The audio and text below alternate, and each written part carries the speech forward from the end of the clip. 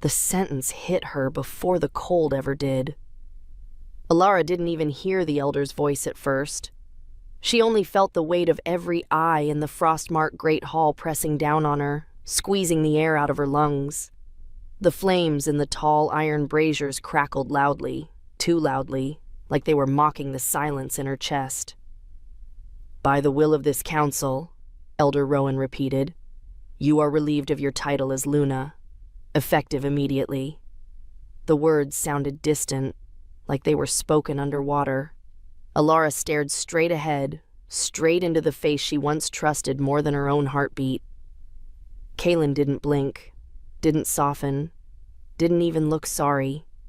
His golden wolf eyes that used to warm her from the inside, were cold enough to freeze rivers. She opened her mouth, but no sound came out. Her throat felt scraped raw, her heart felt too big for her chest, and her hands trembled uselessly at her sides. The elder's voice struck the final blow. "The bond between you is dissolved." Something tore inside her. Clean, sharp, merciless. Elara gasped as the mate bond snapped like a rope pulled too tight. A flash of pain burst behind her eyes, radiating down her spine, dissolving every trace of the life she once shared with her alpha. Her legs wobbled. She didn't fall. Not yet. The great hall remained silent. No one stepped forward. No one protested. Not one wolf challenged the decision. Not even the ones she'd fought beside, laughed with, healed, protected. Not even Kaelin. She forced out a whisper. "You're letting them do this?" His jaw tightened. Barely. A flicker she would have missed if she didn't know his face better than her own. "The pack must remain strong," he said. Calm. Cold. Final. Weakness cannot lead Frostmark. Weakness. The word cut deeper than claws. Elara felt every scar, every sacrifice, every night she'd stayed awake tending Frostmark's wounded, unravel into nothing. She swallowed hard. Her voice cracked. "We lost our child, Kaelin. Our child. And you're blaming me?" Something passed in his eyes. Sorrow? Regret? She couldn't tell. It vanished too quickly, wiped away by the alpha he was determined to be. "What's done is done," he said. "Accept the council's judgment." A part of her died right then. The guard stepped forward, hands ready to escort her out. She didn't move. She looked at him one last time, searching for the man she once knew. "Say something," she whispered. "Just say something real. For once." Kaelin's face remained carved from stone. "Take her." The guard seized her arms before she could inhale again. Her wolf, small, wounded, shaking, pressed against her ribs, begging for one more chance, one more word, one more sign that she still mattered. None came. The council turned their backs. The hall doors swung open. Cold wind rushed in like punishment. As they dragged her out, Elara caught murmurs behind her. She failed her duty. She was never strong enough. The child was a sign. Her stomach twisted. A hollowness pulsed inside her, where life should have been, where hope had lived. And Kaelin didn't follow, didn't watch, didn't flinch. He let her be removed like a broken weapon. The doors slammed shut behind her, and that was the moment she realized. She wasn't just rejected, she was erased. Snow hit her face in sharp little bursts as she stepped, barefoot, into the night. The guards released her at the edge of the pack grounds, giving her nothing. Not a cloak, not boots, not food, just exile, just cold, just emptiness. The moon hung overhead, pale and distant, a witness with no mercy. Elara wrapped her arms around herself and stumbled forward. The forest swallowed her quickly. Frostmark's warm torches faded behind her until all she heard was the wind and the crunch of her own footsteps. Her breath shook. Her bones ached. The cut on her palm stung with every movement. But the worst pain lived somewhere deeper, somewhere even claws couldn't reach. She walked until her feet went numb, until her tears dried, until her mind felt strangely quiet. Hours passed, maybe more. Time didn't matter anymore. Every shadow looked like a threat. Every rustle made her wolf tense. But she was too tired to care. If a predator wanted her, let it come. If the cold wanted her, let it take her. At least it would be over. She stumbled through a thicket, branches scraping her skin. Her breath puffed in uneven clouds. Her vision blurred. The ground tilted beneath her. Her legs finally gave out at the edge of a frozen river. She hit the earth hard, cheek pressed against cold moss. A sharp crack traveled through her ribs when she breathed. She didn't try to get up. This was the border, the line she was never supposed to cross. Ashfell land, Frostmark's oldest rival, the enemy. What an ending. The cold seeped through her bones. Her heartbeat slowed. The world dimmed around the edges. Maybe this was mercy. Maybe this was the moon giving her a way out. Her eyes fluttered shut. She let go. A sound cut through the stillness. Footsteps. Heavy. Sure. Snow crunching under boots. Elara's heart jolted weakly. She didn't have the strength to turn her head. Didn't have the will to fear. If this was the end, then let it be quick. The footsteps stopped beside her. A warm hand touched her shoulder. "Elara?" The voice was low, rough, familiar. Her eyes opened. Or maybe they drifted. She wasn't sure. Silver eyes met hers. Sharp, unmistakable. Ronan. Alpha of Ashfell. Enemy of Frostmark. A man she had seen only across battle lines and tense pack meetings. He looked down at her like he couldn't believe what he was seeing. "Elara," he said again, softer this time. "What the hell did they do to you?" She tried to speak, but her voice broke. He didn't wait for an answer. Ronan slid his arms beneath her, lifting her with a gentleness she didn't expect from a rival alpha. Her head fell against his chest. His warmth seeped through her like a shock. "You're freezing," he muttered. "You won't last an hour out here." She wanted to push him away, wanted to tell him she was done being anyone's burden. But her body didn't listen. Her fingers curled weakly into his shirt. He inhaled sharply, surprised, maybe even angry, but not at her. "Don't worry," he said, voice low and steady. "I've got you." And for the first time since her world fell apart, Elara let someone hold her. Ronan carried her across the river, across the border, across a line she could never return from. But she didn't cry. She didn't scream. She just closed her eyes and breathed. Because whatever waited in Ashfell couldn't possibly hurt more than what she'd left behind.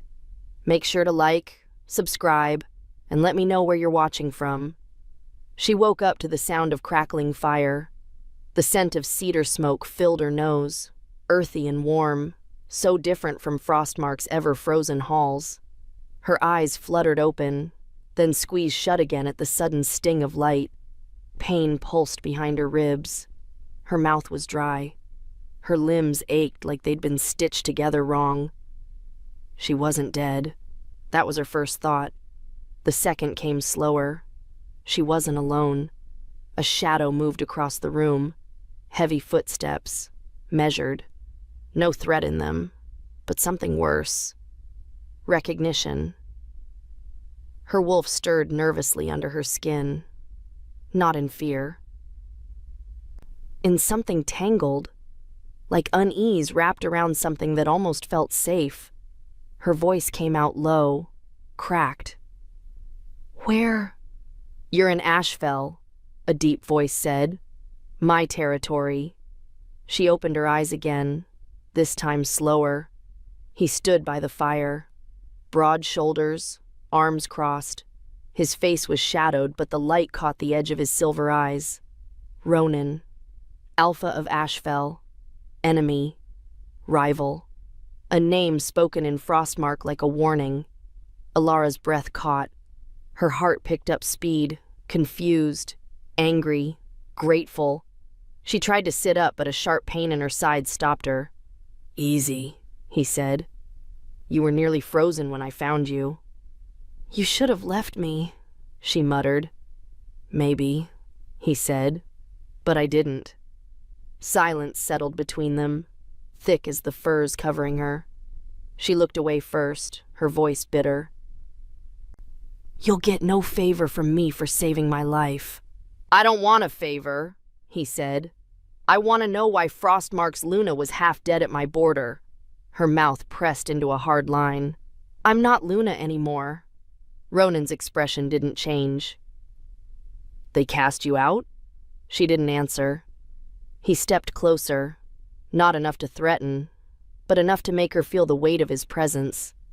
Ronan wasn't like Kaelin. He didn't radiate smooth charm or cold control. His strength came quiet, solid, unshakable.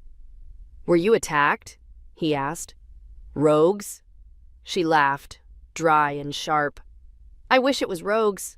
At least then I'd know where the claws were coming from." He didn't smile, didn't ask again. Instead, he knelt beside the bed and handed her a cup of water. "You're not safe to travel," he said. "Rest, eat, then you can go if you want." She blinked. "You're letting me leave?" "You're not a prisoner. You're the Alpha of Ashfell. I'm Frostmark. You were Frostmark." His eyes narrowed slightly. "Now you're something else." She stared at him, unsure what he meant. The words sank deep, too deep. He stood again. "There's food when you're ready. Marla will check your wounds." And just like that, he left. No threats, no chains, no expectations. Just a warm fire, a full stomach, and silence thick enough to choke on. She didn't trust it, didn't trust him. But her body was too weak to leave, and her wolf didn't want to go. So she stayed. The healer, Marla, was older than Elara expected. All sharp eyes and rough hands. She didn't ask questions, but she muttered a lot. "You're lucky he found you. Stubborn fool, always bringing strays home." Elara flinched at the word. "I'm not... I know what you are," Marla said, pressing a hot cloth against her ribs. "I know what they did." Elara's breath hitched. "Do you?" Marla looked up. "I know that no wolf shows up at the edge of Ashfell unless they've got nowhere else to go." The days passed in a blur. She healed, slowly. She ate, sparingly. She spoke, rarely, but she watched. Ashfell was nothing like Frostmark. The wolves here weren't polished or quiet. They were wild, fierce, loyal in ways that didn't depend on titles. They didn't bow when Ronan walked by, but they stepped aside. They nodded. They followed him without question, not because they feared him, but because they trusted him. It unnerved her. It fascinated her. She didn't understand how a pack like this could function, could thrive, until she saw it for herself. Two young wolves fought during training, snarling, wild, teeth bared. One slipped, rolled his ankle.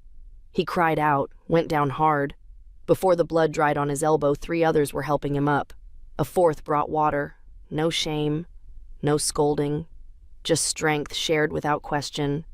She watched from a distance. Her chest ached. Frostmark would have let him crawl. That night she couldn't sleep. She sat by the fire, staring at the flames. The heat on her skin, a poor substitute for everything she'd lost. She didn't hear Ronan enter, but she felt him. Not his footsteps, his presence. like the air changed when he was near. He sat on the bench across from her, arms resting on his knees. She didn't speak. Neither did he. Minutes passed, maybe more. Finally, he said, "You planning to leave?" She didn't answer. He nodded once. "You can. When you're strong enough." She swallowed hard. "What do you want from me?" He looked at her then, really looked. "Nothing." Her voice cracked. "Everyone wants something." He didn't move. "Then let me say it another way. I don't need anything from you, but I'm not going to turn you out into the snow when you can barely stand." His voice was steady, like he meant it, like it was that simple, and that scared her more than anything else. She stood suddenly, the chair scraping the floor behind her. "You don't understand. What I've done, what I lost. I don't care." Her breath caught. He stood too, closing the distance between them in 2 steps. "I don't care who you used to be, or what they took. You're here. That's enough." He turned and walked away, leaving her in the firelight, and for the first time since Frostmark shattered her world, she didn't feel entirely alone. The next morning, she opened the door to find a coat folded neatly on the step. Thick, warm, ashfell colors. She stared at it for a long time. Then she picked it up. But as she wrapped it around her shoulders, a strange feeling settled in her gut. Not comfort, not fear. Something restless, something shifting. She wasn't just healing, something was changing. And deep in her bones, she felt it. Change never comes without a price. Elara didn't step outside the walls of the Ashfell stronghold for 3 days. Not because she wasn't allowed, because she didn't know who she was out there. Inside, she had walls, fire, silence. Outside was a pack she didn't understand, a future she hadn't asked for. The cot was small, the nights were long, her thoughts were loud, and every time she closed her eyes, she saw Kalen's face when he let her go. Blank, detached, done. She kept waking up with her fingers clenched around nothing, her breath caught mid-sob like her body still hadn't accepted that it was over. Not just the mate bond, not just the title, all of it. The child, the life they were supposed to have. Gone. And what was left? Her wolf, quiet now, wounded, guarded, not broken, but not whole. Marla forced her to eat, not kindly. "Starving won't make the ache go away," she snapped, slapping a warm bowl of stew onto the table. Elara pushed it away. Marla shoved it back.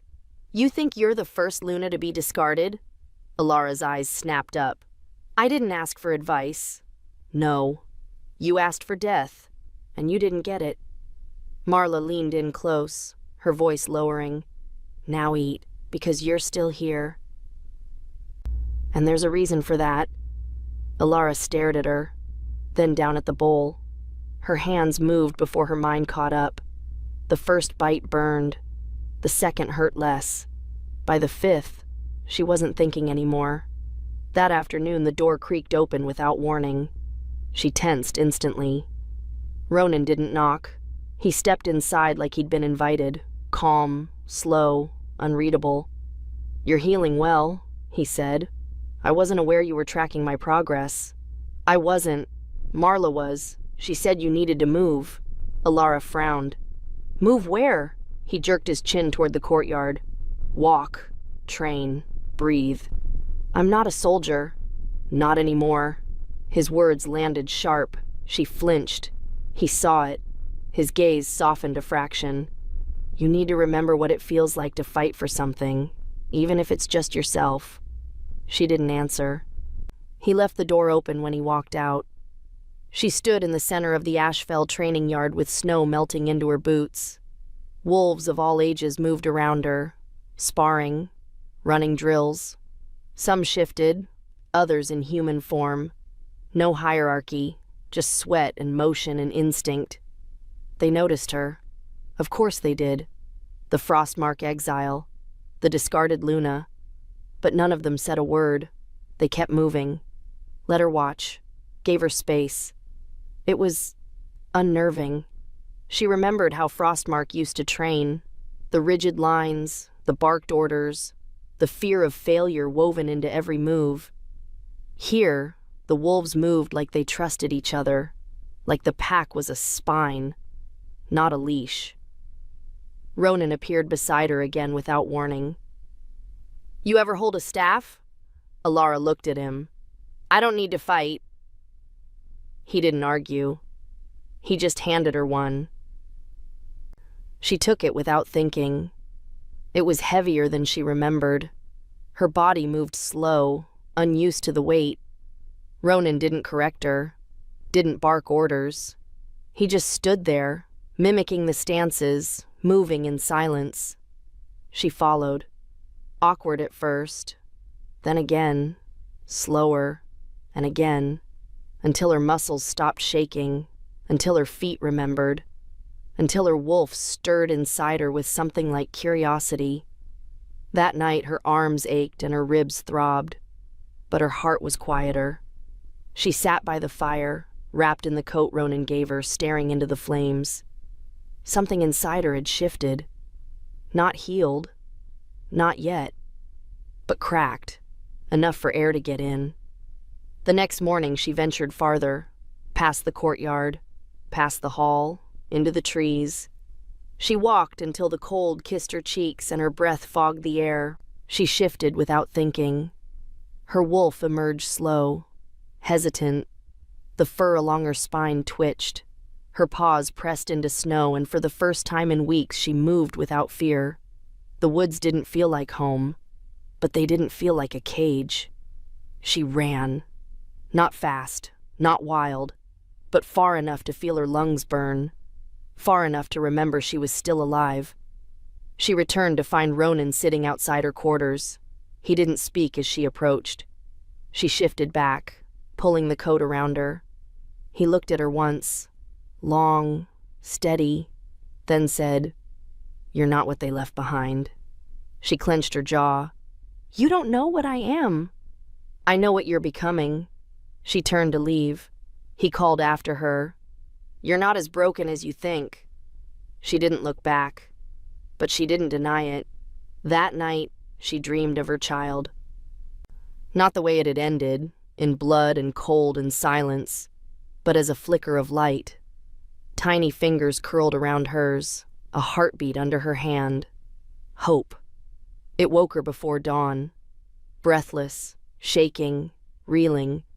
She pressed her palm to her belly, felt only emptiness, until a sharp cramp. Her breath caught.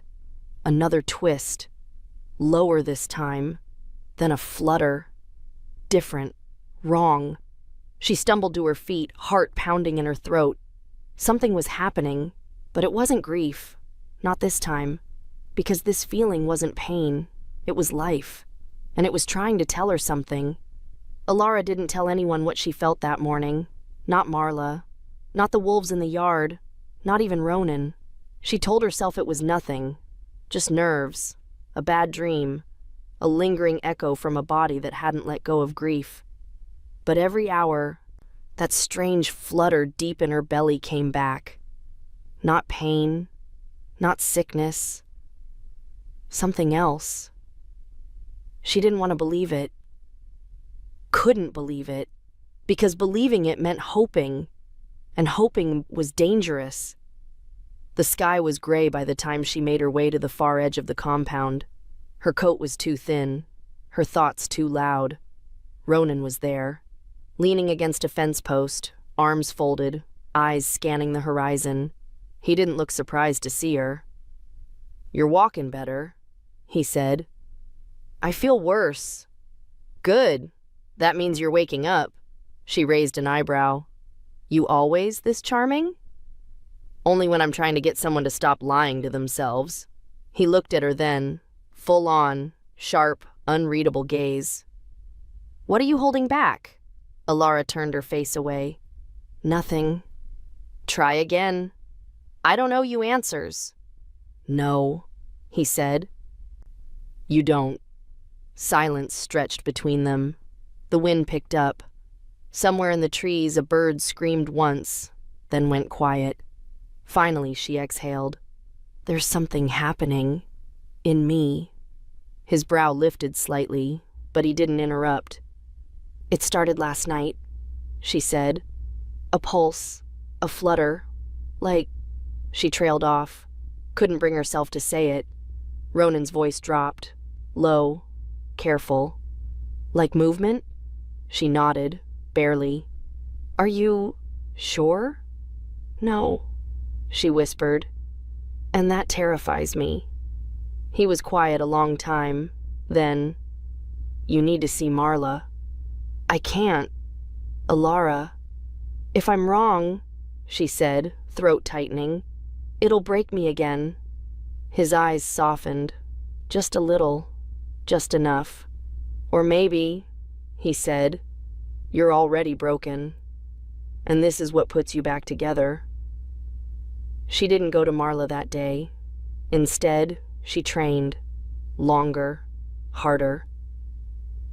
Until her muscles screamed and her mind went quiet. Ronan didn't join her, but he watched. He never barked orders, never corrected her form, never hovered. He simply watched. It should have made her nervous. It didn't. Because unlike Kaylin, Ronan didn't look at her like a thing to fix. He looked at her like she was already whole, even if she didn't see it yet. That night, she couldn't sleep. The fire was too warm, the room too still. She left the walls behind and walked through the snow in bare feet, letting the cold ground bite her back into her body. She ended up on the far ridge, the one overlooking the frozen lake. She sat on a fallen log and stared at the sky. Clouds slid across the moon like secrets. The forest whispered. Her heart beat too fast. She closed her eyes. And then, a breath behind her. She didn't startle. She just said, You move like a ghost. I used to be one, Ronan answered. She looked over her shoulder. He stood just beyond the trees, coat open, hair pulled back, frost clinging to his beard. Couldn't sleep? He asked. I don't sleep much anymore. He walked over slowly, sat beside her, far enough not to touch, close enough to feel. She asked, You really used to be a ghost? I led a pack to war, watched most of them die. After that, I didn't speak for weeks. Her breath caught. What brought you back? He glanced at her. A healer, stubborn as hell, told me she'd haunt me if I didn't live. Elara smiled. Barely. He noticed. Did it work? She asked. I'm still here. She nodded slowly. They sat in silence for a long while. Not heavy, not painful, just quiet. Like neither of them needed to prove anything. Like they both knew what it felt like to lose everything. Like maybe, just maybe, this wasn't the end of something, but the beginning. The next morning, she went to Marla. Said nothing. Just stood there. Marla took one look at her face and led her inside. The exam was quiet, efficient, clinical, until Marla's hand froze halfway across Elara's abdomen. Her eyes widened, then softened. Elara? She whispered. You're not imagining it. Elara's pulse stuttered. It's real? A slow nod. I thought I couldn't. After what happened, you shouldn't have been able to. Not after the blood loss. Not with the scarring. But Marla pressed her hand flat again over the tiny flicker beneath the skin. You're carrying life. Elara's world tilted. Not fear, not relief, just silence. Heavy, bone-deep silence. Then it cracked. Tears spilled before she could stop them. Not broken sobs, just quiet, trembling joy wrapped in terror. Because this time, she wasn't alone. This time, she didn't have to hide. She wiped her face with both hands, tried to breathe. Marla touched her shoulder, voice gentle. You need to tell him. Elara nodded, but her stomach twisted, because telling him meant giving this weight to someone else, meant making it real, meant risking it all over again, and the last time she trusted an alpha with her future. He threw it away, like it meant nothing. She left Marla's without a word. Ronan wasn't in the courtyard. He wasn't in the hall. He wasn't watching this time. But she needed him to be, because her hands were still shaking, and the truth waiting in her throat was heavier than anything she'd carried before. She stepped into the snow, and that's when she saw him, standing at the gates, facing someone from Frostmark, and her blood turned to ice, because the man at the edge of the territory was Kalen, and he was smiling. He looked exactly the same perfectly pressed coat, same golden eyes, same confidence that slithered across his face like a mask. Kalen stood just outside the Ashfell gates like he owned the air between them, and for a heartbeat, Elara couldn't breathe. Her fingers curled tight around the doorway. The blood drained from her face. Every cell in her body screamed run. But she didn't, because behind the gates stood Ronan, and he hadn't moved. He watched Kalen the way a predator watches a threat. Not afraid, not reckless, just still, like he was waiting for the exact moment to strike. Kalen's voice carried on the wind. "I'm not here to fight." Ronan didn't answer. Kalen took a slow step forward. "I've come for Elara." Elara's stomach dropped. Ronan's voice was quiet, controlled. "She's under my protection now." "I'm not here for war," Kalen said, hands raised. "I'm here for what's mine." The silence that followed was louder than shouting. Ronan's eyes narrowed. "She's not yours." Kalen smiled. "The bond was never fully severed. You know that. The council rushed it. She's still linked to me by law." "She rejected you." "She was emotional." Ronan's jaw tightened. "She almost died." "She disobeyed orders. She endangered the pack." Kalen turned slightly, eyes flicking toward the hall behind the gate. "But that doesn't matter now." Elara stepped outside before she could talk herself out of it. Her voice cracked through the air. "You don't get to say my name." Kalen's gaze snapped to her.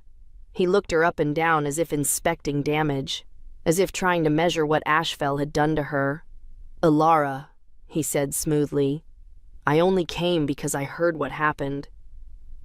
"You made what happened." His expression didn't shift. "I didn't come to argue." "Then leave." "I can't," he said, like it was obvious. "Not now. Not after the news." She froze. Her breath caught. Her nails dug into her palms. Ronan stepped forward, blocking Kalen's view. "What news?" Kalen smiled again, slowly, carefully. "She's pregnant." Elara's world spun. "How do you know that?" she whispered. "I have allies." Wolves talk. Ronan's entire body shifted, not physically, but something in the air around him cracked. Kalen took one step closer. His voice softened. "You think they'll accept a child born of war?" he said. "Of exile? Of Ashfell?" Elara's voice came out cold. "Better than Frostmark ever accepted a Luna who bled for them. I have a right." "No," she snapped. "You had every right, and you threw it away." Kalen's gaze shifted. He was calculating now, manipulating, playing the long game. "If you come back, we can fix this. I'll speak to the council. We'll legitimize the pup." Ronan didn't let her answer. "You step over that line," he growled, "and I will treat it as a threat." Kalen looked at him with mild interest. "You think this is your fight?" Ronan didn't flinch. "It became mine the moment she walked into Ashfell with nothing. And I didn't throw her away." Something unspoken passed between them, tension thick enough to choke. Then Kalen straightened. "This won't end here." "Good," Ronan said, I'm not done yet." They watched him disappear into the trees. Only when the last shadow was gone did Elara release the breath she'd been holding. Her legs nearly gave out. Ronan caught her elbow. "Are you all right?" "No," she whispered. He didn't ask more, just guided her back inside. Quiet, steady. Once the doors closed behind them, she turned to him. Her voice was low, shaky. "I need to talk to you." "I figured. I should have told you sooner. I didn't want it to be real until I was sure." Ronan said nothing, just waited. "I'm pregnant." "There," said aloud, unshakable. Ronan didn't react the way she feared. No panic, no anger, just a long, still silence. And then, "Mine?" She nodded once. He inhaled slowly, not like a man overwhelmed, like a man steadying himself for war. Okay. We protect it. And you." That was it. No questioning her. No doubting her story. No looking at her like she was damaged. Just that calm, steady voice, like a promise.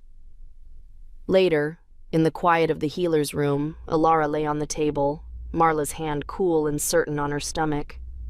She watched the flicker of movement on the old monitor. Tiny, blurry, but alive. Her eyes burned. Marla smiled gently. "It's strong." Elara let out a laugh that turned into a sob. "I don't know if I can do this again." "You already are." She turned her face away. "What if I lose it?" "Then you get up. Again and again, because that's what mothers do." Elara closed her eyes, and for a moment, she let herself believe. That night, Ronan waited by the fire.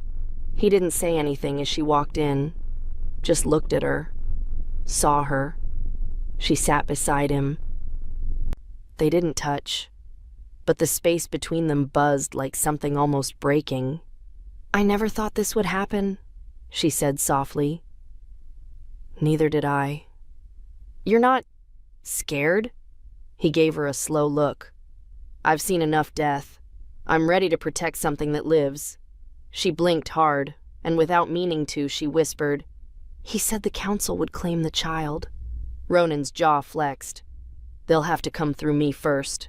She looked at him, really looked, not as a stranger, not as a rival alpha, but as something else, something she didn't have a name for yet. Later that night, after he'd left and the fire was dying down, she sat with her hand resting lightly over her stomach. The silence felt different now. Not hollow, full, a new kind of fear, a new kind of hope. But as the wind howled outside, something in her gut turned tight, like being watched. She stood slowly, walking to the window. Nothing but snow and trees. But the feeling didn't leave her. It pulsed at the edge of her senses.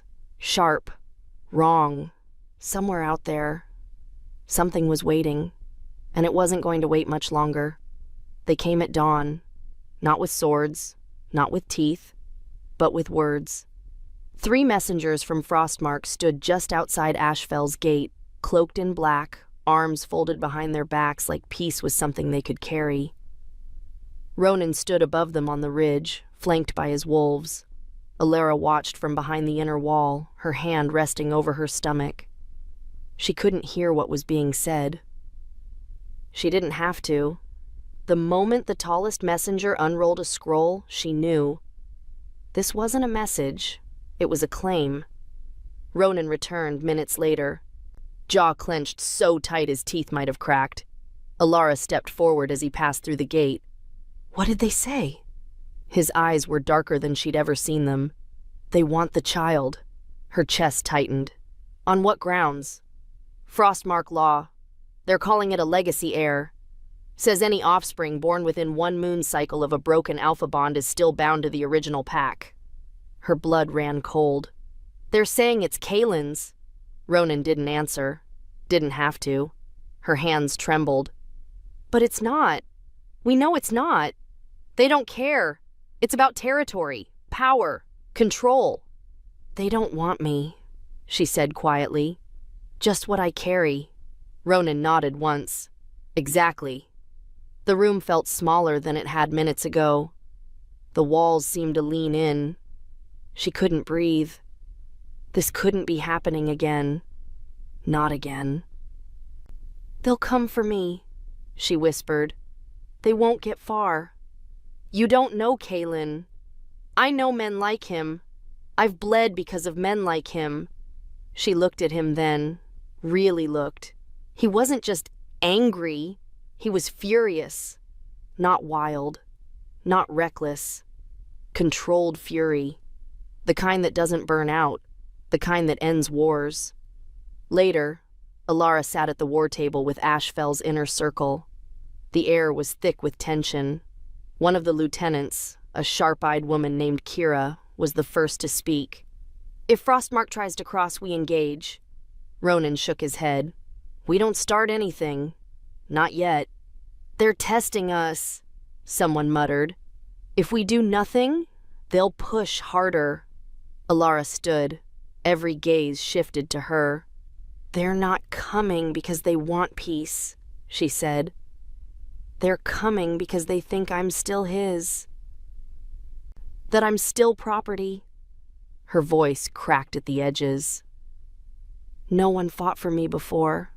Not one wolf in Frostmark even looked my way when they threw me out.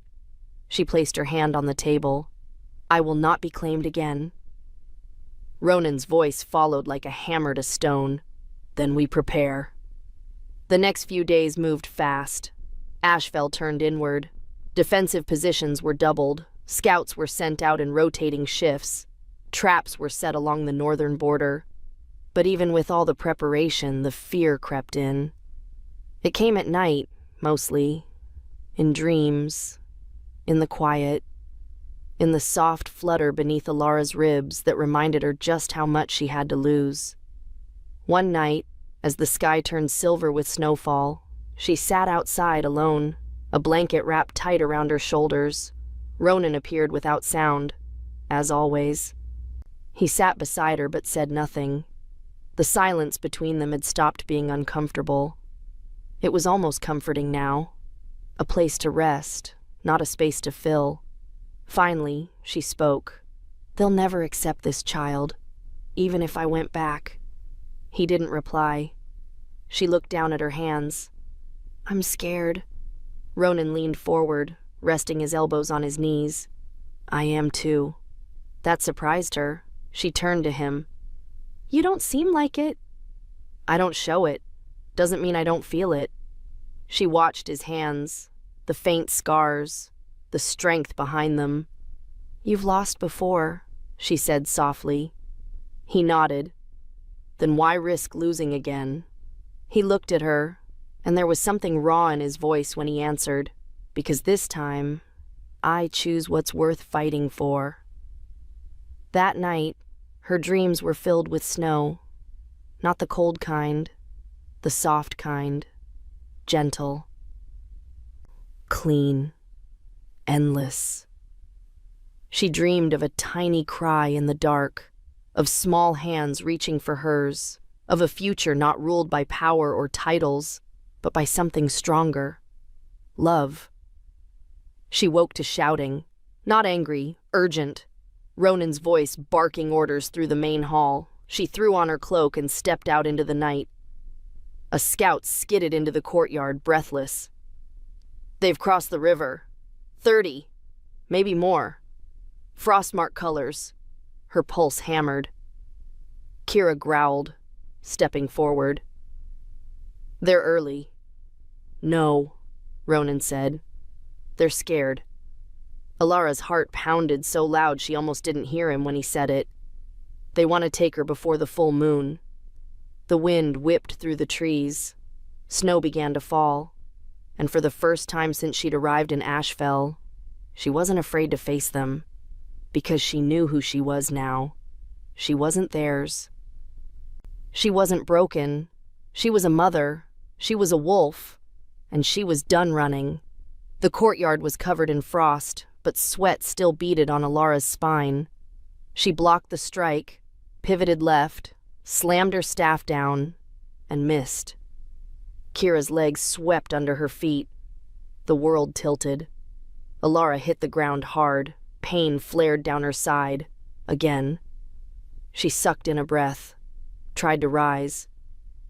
Kira hovered, not smug, just waiting. "You left your shoulder open again," she said calmly. "I noticed." "You'll notice it faster when someone breaks your ribs." Elara pushed herself to her feet, teeth gritted. "Let's go again." Kira smiled faintly. "Good." It had been 4 days since the Frostmark warning. 4 days of training, strategy, patrol shifts. No one said it aloud, but everyone knew they were coming. And this time, they wouldn't bring messengers. They'd bring blades. Elara trained until her legs shook. She sparred until her palms split. She ran drills until she could barely stand. Marla cursed under her breath every time she came back bloody, but Elara didn't stop. She couldn't afford to. The life inside her was still small, fragile, but it was growing. And she would fight for it. She would kill for it. She would die for it.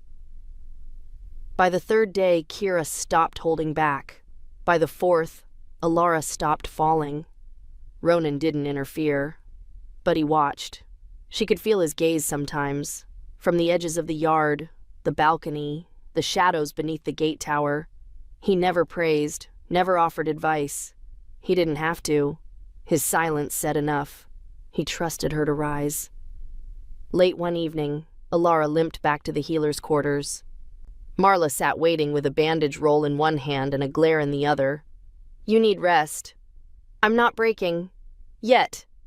Elara stripped her coat off and sat down anyway. Marla pressed her thumb into a fresh bruise on her side. Elara winced. "You don't have to prove anything," Marla muttered. "Yes," Elara said quietly. "I do." That night, snow fell heavy. Elara sat by the fire again, alone, watching the sparks curl upward into black. Ronan appeared at the door, silent as usual. This time she didn't wait. She nodded once. "Come in." He sat across from her, arms resting on his knees. She glanced at him. "You don't talk much. You fill the silence just fine." That earned a tired smile. "I used to think strength meant never breaking," she said. "Never falling, just holding everything in. And now? Now I think strength is getting back up. Even when you don't want to." Ronan leaned back in his chair, studying her. "I've watched a lot of wolves break under less." "I've broken too," she admitted. "Maybe, but you're still here." The silence that followed didn't feel empty. It felt earned. She looked at him then, eyes steady. "Thank you." "For what?" "For not making me smaller." The next morning, the alarm bell rang before dawn. Wolves spilled into the yard, armed, alert. Not an attack. A warning. A dead raven, nailed to a tree near the border. Its wings painted with blood. Frostmark's way of saying, "We see you, we're close." Elara stared at it, jaw tight. Kira growled low in her throat. "Cowards!" Ronan turned away, voice like gravel. "We hold the line." But Elara knew better. This wasn't about intimidation, it was about pressure. They were trying to shake her. Trying to remind her that no matter where she ran, Frostmark believed they still owned her. She stood at the gate that night, alone, arms crossed tight. The wind was sharp. Her boots dug into ice-packed ground. She could feel it in her chest. The storm was getting closer. Not just snow, not just soldiers. A reckoning. Footsteps approached. She didn't turn. Ronan's voice came quiet beside her. "You should be inside." "So should you." "Can't sleep either?" She nodded slowly. "I keep thinking about them. About the moment they get close enough to smell me." He didn't respond. She turned to him, throat dry. I don't want to be afraid of him anymore. You won't be. I'm not his. No, Ronan said. You're mine. She stared at him, not in shock, but in silence. Not ownership, not dominance. It wasn't a claim, it was a shield, a vow. Something inside her settled. For the first time since the bond shattered, she felt something begin to take root in its place. Something stronger. Snow started falling again. The wind howled in the trees.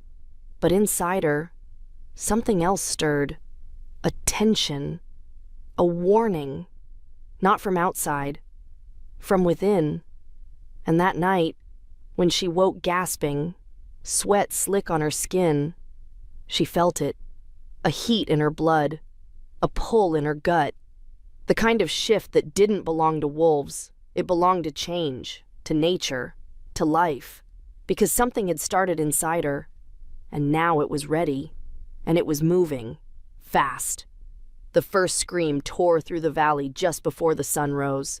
By the time the alarm bell rang, Elara was already halfway to the gate, heart pounding, blood roaring in her ears. Ashfell was moving, wolves pouring from quarters, armor half-strapped, weapons in hand, snarling before their boots hit dirt.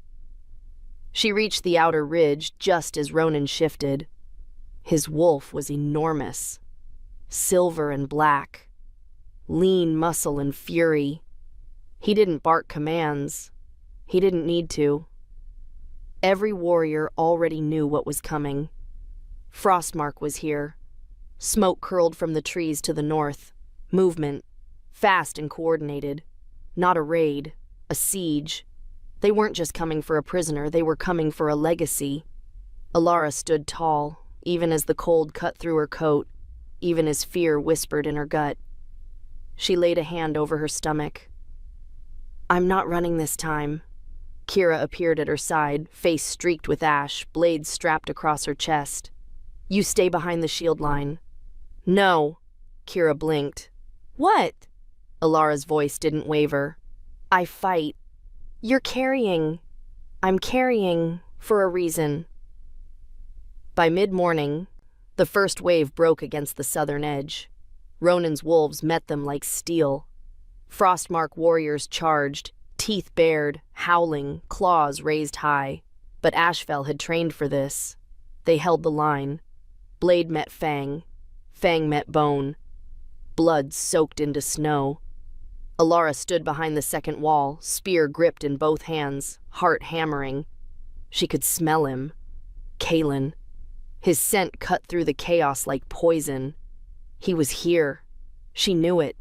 And he was getting closer. A roar split the air. Ronan's, deep and brutal. He'd broken through the front ranks. 3 Frostmark warriors were already down beneath him. But more were coming.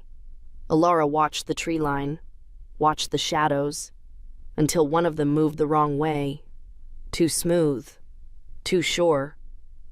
She spun as a figure lunged toward her from behind a split tree. She blocked the blow. Steel clanged against her staff. Her knees buckled, but she held.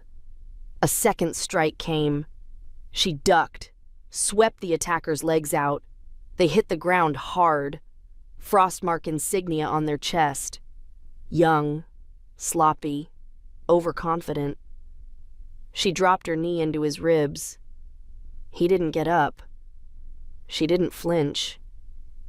By midday, the battle shifted. Not in Frostmark's favor. They hadn't expected this. They hadn't expected her. Because Elara was no longer the broken Luna they left behind. She was something else now. Worn raw. Hammered sharp. And when she moved, the warriors around her didn't try to protect her. They followed her. Kalen emerged like a ghost from the smoke. No blood on his armor. Not yet. His eyes locked on her through the haze. And she saw it then. What had been hiding in him all along. Not regret. Not pain. Entitlement. He stepped forward like she was still his to reclaim. Her grip tightened on the spear. He stopped 5 paces from her, hands empty, voice soft. You shouldn't be on the field. I'm not your concern. His eyes flicked to her belly. It's not too late. She laughed, cold, bitter. You're right. It's not. Turn around. Crawl back to whatever hole you came from. You're angry. I understand. You understand nothing. Elara, you rejected me. You called me weakness. You cast me out like I was trash. Kaylin's mouth tightened. I did what I had to. The pack... You killed your heir when you let me bleed alone. That silenced him. She stepped forward. Ronan appeared from behind the smoke, blood on his claws, flanking her in wolf form. Kaylin's gaze flickered. He straightened his spine. This isn't over, he said. No, she answered. It's just beginning. Kaylin lunged. Too fast. But she was faster. She spun sideways, caught him across the chest with the butt of her spear. Ronan hit him a breath later, knocking him off his feet. Kaylin rolled, shifted mid-fall, white wolf snarling, lashing. Ronan was on him instantly. Fangs met fur. Claws scraped bone. The two alphas collided like thunder. But it wasn't a fair fight. Not anymore. Because Elara wasn't his Luna. She was Ronan's mate. And her blood was Ashfell's now.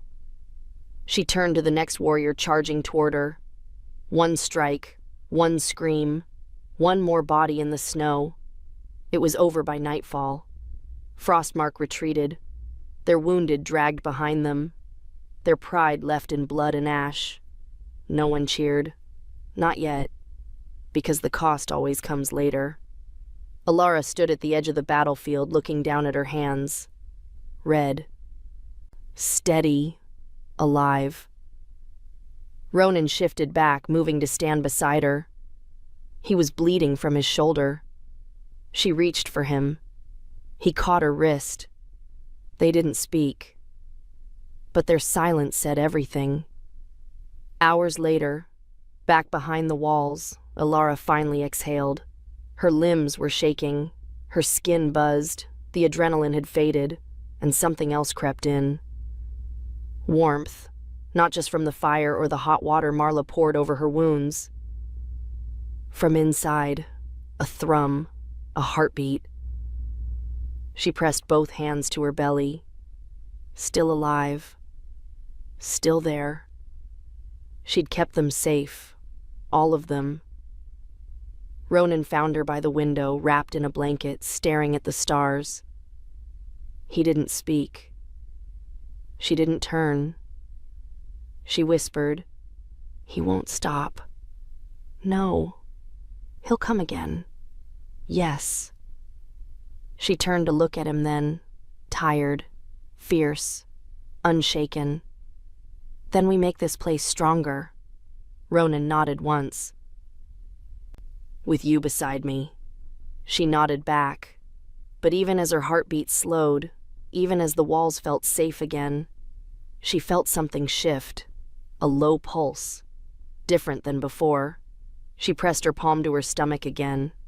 Not just movement, change. Her body tensed, the air around her stilled. Something wasn't right. The pain hit her like a lightning strike. Sharp, deep, low. Elara gasped, fingers curling against the stone windowsill as her knees buckled. Ronan was at her side in seconds. "What is it?" She couldn't speak, couldn't breathe. Another pulse hit, worse than the first. Her entire core clenched like something ancient was being torn loose. Her mouth opened. "It's happening," she rasped. "Too soon?" Ronan caught her before she fell. Marla was already sprinting across the hall. "She's not ready," the healer muttered. "The moon's still 3 nights away." Elara cried out again, gripping Ronan's coat with white knuckles. "It's not waiting." They moved her quickly, not to the healer's room, to the old sanctuary beneath the keep. The walls were lined with stone, carved by wolves long before her. A place of protection. Sacred ground. Ronan paced the corridor outside like a caged animal. Inside, Elara lay soaked in sweat, face ghost pale, hair plastered to her forehead.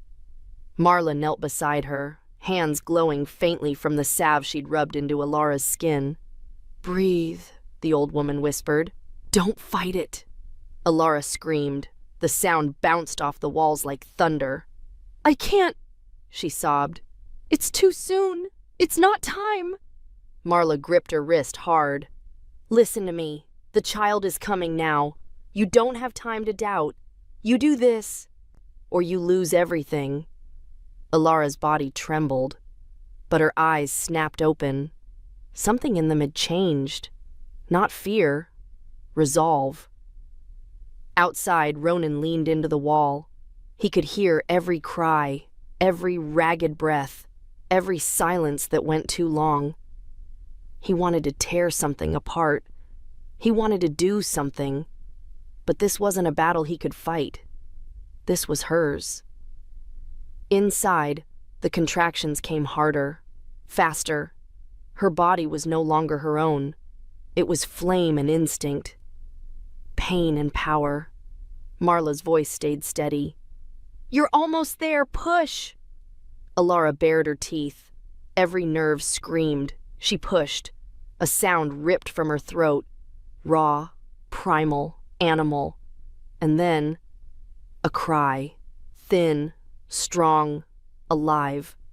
Elara collapsed back onto the furs, sobbing with no sound. Tears leaked from her eyes even as her chest heaved. Marla wrapped the child swiftly, pressing the bundle to Elara's chest. She didn't speak. She couldn't. The baby, her baby, was there, warm, real, breathing. A soft whimper rose from the tiny lungs. Elara laughed through the tears. "I did it," she whispered. "You did," Marla said. Ronan burst into the room a moment later, out of breath, blood still drying on his shirt from earlier patrols. He stopped in the doorway. His eyes met Elara's, then dropped to the bundle in her arms. His steps were slow, careful. He knelt beside her and looked down at the small, wriggling shape. Tiny fists, dark hair, eyes not quite open yet. A fragile sound escaped him. Not a word, just breath. He reached out, hesitating, and Elara guided his hand. Their fingers touched the newborn together. The child stilled, then gave the smallest huff. Ronan's throat worked around something he couldn't say. But he looked at Elara, and everything was there in his eyes. "You are my mate. This is my family. I will kill for you. I will die for you." They stayed there a long time, not speaking, not needing to, until a knock at the sanctuary door. Kira, her voice low, tight. "Trouble." Ronan stood, immediately shifting back into alpha. "What kind?" Kira hesitated, then said two words that cracked the room in half. "Frostmark envoy." Elara tightened her arms around the baby. "No," she whispered. "They won't take him. They can't." "They won't," Ronan growled. He turned to Kira. "Stall them. Give me 5 minutes." She nodded and vanished. Marla began cleaning quickly, muttering under her breath. Elara tried to rise, body still weak, legs trembling. Ronan stopped her. "You need to rest. They're here for him. They're not getting him." Elara's eyes burned. "You don't understand. Kalen won't walk away again. He knows." Ronan didn't blink. "Then I end this." The baby stirred, small, helpless, safe. For now. Elara kissed the top of his head, her lips brushing soft skin, and for the first time since the moment she was cast out of Frostmark, she knew what she was fighting for. Not power, not revenge. Blood, hope, future. Outside, the air shifted. Wolves in dark armor stood at the gate, their scent thick with arrogance, and right behind them, Kalen. He hadn't run after the last battle. He'd waited, because he knew something. He knew this wasn't over. But what he didn't know was that Elara was no longer the Luna he left bleeding in the snow. She was a mother now. And no wolf would ever take her child without shedding blood first. The gate didn't open, not right away. Frostmark's envoy stood outside for 15 minutes, posturing in silence. Then Kalen stepped forward. No guards, no ceremony, just him, still dressed like a king, still smiling like he had any claim. Ronan walked to the gate alone. Steel armor, no shift. He didn't need fangs to make a threat. Kalen didn't speak at first, just studied him. Then, I heard the child survived. Ronan didn't answer. Kalen's voice softened. Too smooth, too rehearsed. You know what this means, don't you? His blood is half Frostmark. Ronan's voice came low and flat. You rejected his mother. I was misled. She almost died. She didn't. Ronan's jaw tensed. His hands didn't move, but the air around him darkened. Kalen tried again. I'm not here to fight. I'm here for what belongs to our pack. A beat of silence. Then, try to cross this gate, Ronan said quietly, and I will bury you under the ice. Inside the sanctuary, Elara cradled her son in silence. The tension outside pressed through the walls like cold. Marla stood nearby, silent for once. Every breath Elara took was heavy, not from fear, from clarity, because she knew something now. This child, this moment, was her line in the snow. There was no going back. The gate stayed closed, but the air buzzed with threat. Ronan returned to the sanctuary as the sun began to set. He didn't speak, just walked straight to them and dropped to one knee beside her. They're leaving, he said. Her breath caught. For now? His eyes met hers. They won't try again while I'm alive. She looked down at the child sleeping in her arms, the future that could still be stolen. I want to name him, she whispered. Then name him. She hesitated. Then, Kale. Ronan blinked. After... No, she said. For him. But not of him. She kissed the boy's forehead. He'll rewrite that name. Days passed. The snow softened. The wounds healed. Ashfell shifted into something new. They didn't call her Luna. She didn't need the title. The wolves of Ashfell followed her anyway. Because she had bled beside them. Because she had buried the past and dared to rise. Because she had become more than a mate. More than a mother. More than a broken girl cast out of her birthright. She had become a legend. One evening, she stood with Ronan at the edge of the valley, the baby strapped to her chest, sleeping against her heartbeat. Below them, wolves trained, not for war, for the life they were building. Ronan's voice broke the silence. They'll come again. Elara nodded. Let them. They'll use the child. The council won't forget this. They'll remember the wrong parts, she said. They'll forget I was the one they tried to bury. He looked at her. What will they remember then? She didn't answer right away, just turned her gaze to the rising moon, soft, sharp, eternal. Then she said, They'll remember I didn't stay buried. And far away, in the icebound heart of Frostmark, Kalen stood before the council, blood drying on his sleeve. He said one word, just one, but it lit a match. War.